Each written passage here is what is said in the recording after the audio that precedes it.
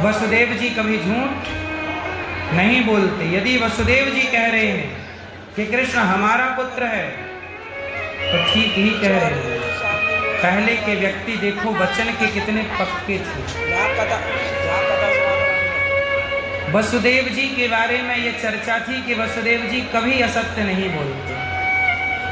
नंद बाबा ने स्वीकार कर लिया कि ये कृष्ण आपके ही पुत्र हैं। अब जरा सोचो कि आपके बेटे को कोई आए कह दे कि ये हमारा है, आप दोगे उसे? लेकिन धन्य है नंद बाबा, जिद नहीं कर रहे। क्यों? क्योंकि कीमत सत्य की है। आज देश संविधान से चल रहा है, उस जमाने में देश सत्य से चला करता था। सृष्टि सत्य के बल पर चलती है। आजकल सत्य नहीं रहा। संविधान तो है लेकिन सत्य नहीं। संविधान है इसलिए भ्रष्टाचार है, बेईमानी है, बलात्कार है। पहले सत्य था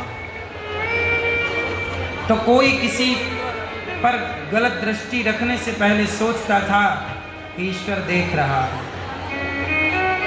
आजकल कोई नहीं डरता कि ईश्वर देख रहा है। आजकल का आदमी तो कहता है कि हम ब्रह्मा को नहीं डरते, डर ही नहीं। पर पहले के लोग बुरे कर्म करने से डरते थे, झूठ बोलने से डरते थे। वसुदेव जी सत्यवादी हैं। नंद बाबा ने सुना कि कृष्ण आपका है तो वसुदेव जी से कहा, वसुदेव जी आपका धन्यवाद कि आपने अपना पुत्र मुझे 11 वर्षों के लिए दिया और आपने मुझ पर भरोसा किया। नंद बाबा रोने लगे। कन्हैया दौड़े दौड़े आए, बाबा क्या हुआ? नंद बाबा बोले, कन्हैया तू तो मेरा बेटा ही नहीं। भगवान बोले कि बाबा ऐसी बात ना कहो, मैं तो आपको ही बेटा हूं। आपने मुझे लाड़ किया, प्यार किया, इसलिए आप ही मेरे माता पिता हैं।